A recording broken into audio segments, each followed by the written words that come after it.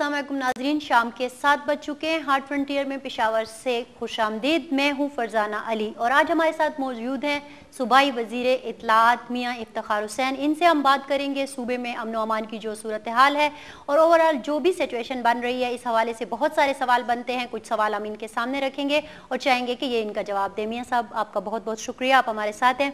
सबसे पहले मैं आपसे ये पूछना चाहूँगी कि सूबा सरहद में जो कुछ हो रहा है, ऐसे में सेंस ऑफ अर्जेंसी होना चाहिए था, लेकिन वफाक की तरफ से जो कुछ आ रहा है, जो रवैया है, वो ऐसा दिखाई नहीं देता। ऐसा क्यों है? सबसे पहले तो ये कि मरकज़ के हवाले से मैं बात करूं तो वो कोऑपरेशन भी कर रहा है और बहुत कुछ इमदाद दे भी चुका है, लेकिन हमारे बदकिस्मत ये है कि मुल्क की सिस्टम कुछ ऐसी है कि चाहे जितनी भी इमरजेंसी हो, लेकिन जब उनका तरीक़ाकार वो अपने तौर पे मुकम्मल करते हैं तो काफ़ी वक्त लगता है। और इस हवाले से हमने मरकज़ से कई बार हम कह भी चुके हैं कि सदर साहब ऐलान कर दे, वज़ीर आज़म साहब ऐलान कर दे, तो उस पर महीनों लग जाते हैं और फिर उन्हीं को अपने ऑर्डर का पूछना पड़ता है कि अब पोजीशन क्या रही।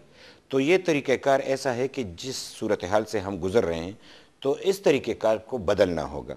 जिस तरह के हमारी सूबाई हुकूमत ने, वज़ीर आला साहब ने, जो कि हम शहीदों को पैसे दिया करते हैं, तो उसमें काफ़ी सारी रुकावटें थी और सबसे बड़ी रुकावट ख़ुद वज़ीर आला साहब के दस्तखत थे कि वो 15-15, 20-20 दिन तक उनके यहाँ पड़े रहते थे। तो उसने कहा कि सबसे पहले तो मेरा नाम इससे काट दो, मेरी ज़रूरत क्या है। फिर होम सेक्रेटरी का नाम काट दिया और उन्होंने कहा कि अगर एक स्टैंडर्ड पॉलिसी हमारी है और कमिश्नर कर सकते हैं तो कमिश्नर कर दे, बजाय इसके कि ये फाइल आता रहे। तो इसी तरह मरकज़ को भी चाहिए कि जो इमरजेंसी हमें दरपेश है। तो आपने मरकज़ से इस हवाले से बात भी की है, कुछ सजेशंस दी? सजेशन तो यही है कि आप उस तरीक़ेकार को ज़रा महदूद कर दें, जिस तरीक़ेकार से इमदाद आती है, जिस तरीके से मंजूर की जाती है, जिस तरह फिनांस इजाज़त देती है।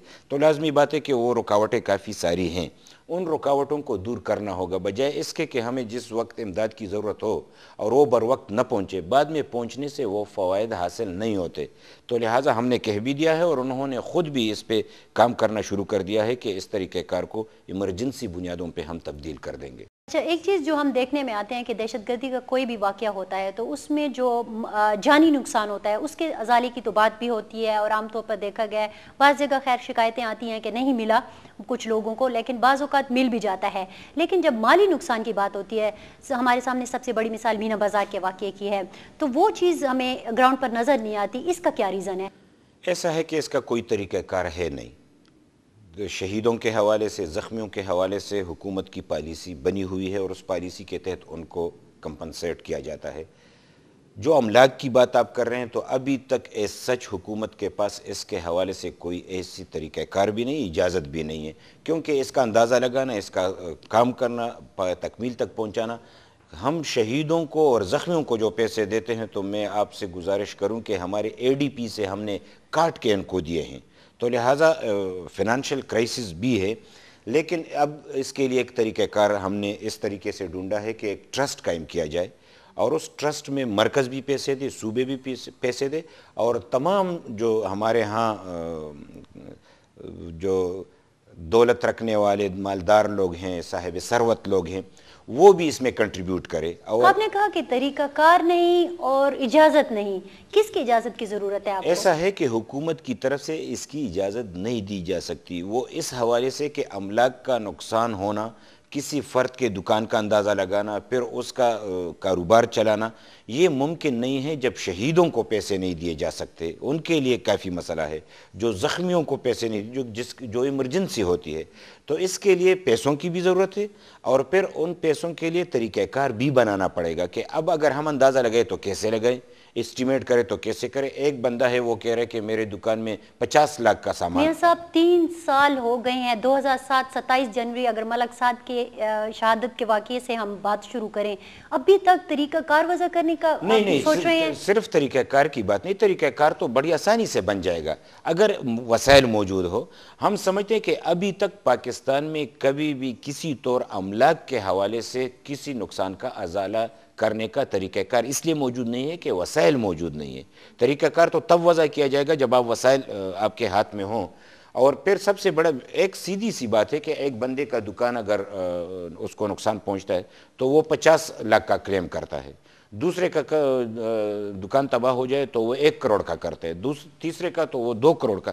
अंदाज़ा लगाना, एस्टिमेट करना, फिर सर्वे करना। लेकिन हम मिनिमम और मैक्सिमम तो रख सकते हैं ना? नहीं, इसके लिए तरीका मैं यही कह रहा हूँ कि अब जो हम ट्रस्ट की बात कर रहे हैं, तो ट्रस्ट के हवाले से फिर वो उनकी जो तंजीमें होंगी, उनको जो ज़रूरत होगी इमरजेंसी बुनियादों पे उनका काम चलाने के लिए, तो कुछ तरीका अपनाया जा सकता है कि मिसाल के तौर पे अभी कारोबार ठप होके रह गया है, उसका दुकान ख़त्म होके रह गया, तो इब्तदाई मराहिल में कुछ इमदाद दी जाए कि वो काम शुरू कर दे।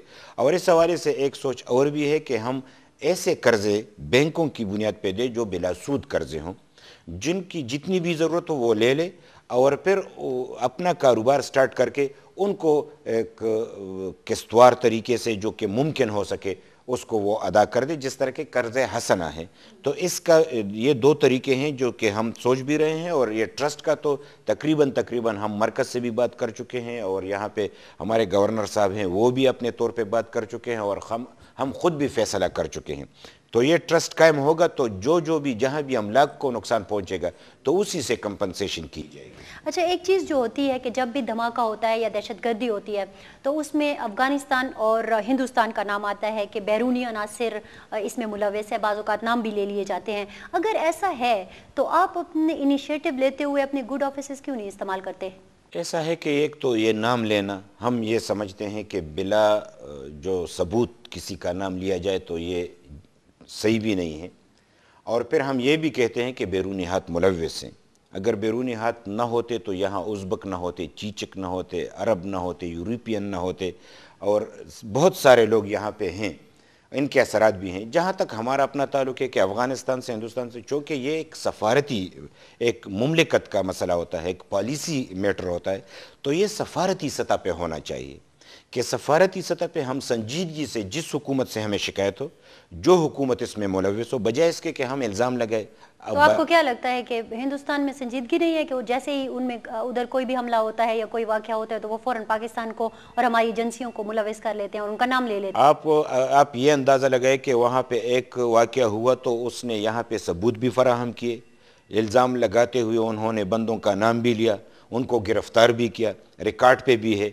हम लेकिन पिछले दिनों तो उसी मुल्ज़िम का दोबारा से एतराफ़ आ गया, उसने कहा कि मैं तो वहाँ था ही नहीं उस वक्त। ये इतराफ़ अलग की बात है। उस आप ही के निजी टीवियों ने वो घर बताए, वो कूचे बताए, उनके वालिदैन बताए, उनकी इंटरव्यू करते हुए बताया। तो हमारे पास क्या अभी तक कोई ऐसा सबूत हमारे हाथ नहीं लगा कि जिसमें पता चले कि मैं यही कह रहा हूँ, अगर सबूत हो तो सबूत को सफारती सतह पे उठाया जाए, बजाय इसके कि गैर संजीदा तरीके से अखबारात में या हम निजी टीवी पे बयान दे, तो ये मुल्क के लिए ख़तरनाक भी है और पेचीदा मसला भी है। सफारती सतह पे अगर हिंदुस्तान से हमें कोई सबूत मिला है तो हिंदुस्तान से सफारती तौर पे ये मसला उठाना चाहिए। अफ़गानिस्तान से मिला है तो सफारती सतह पे उठाना चाहिए। और हम समझते हैं कि अफ़गानिस्तान, हिंदुस्तान तो छोड़ो, दुनिया का कोई भी मुल्क हो। नहीं, ये वज़ीर दाखिला जो हर वक्त बयान देता है, तो आपको नहीं लगता कि कोई सबूत इनके हत्थे चढ़ा है? मैं यही कह रहा हूँ, अगर सबूत है आप तो लोगों की तो मतलब एक दूसरे के साथ कोऑर्डिनेशन होगी ना? बिल्कुल, हम तो यही कह रहे हैं, और जो आपसे कह रहे हैं तो ये सारी दुनिया से कह रहे हैं, और बशमूल हमारे वज़ीर दाखिला से, कि जो भी सबूत हो तो बयान के बजाय उन सफारती तरीक़ाकार के मुताबिक उनसे शेयर किया जाए तो उसका हल भी निकलेगा। और अगर वो इसमें मुलव्वस है तो आइंदा के लिए मुहतात भी रहेंगे। लेकिन मैं इस पे अपना पॉइंट ऑफ व्यू के हवाले से, अगर हुकूमती सतह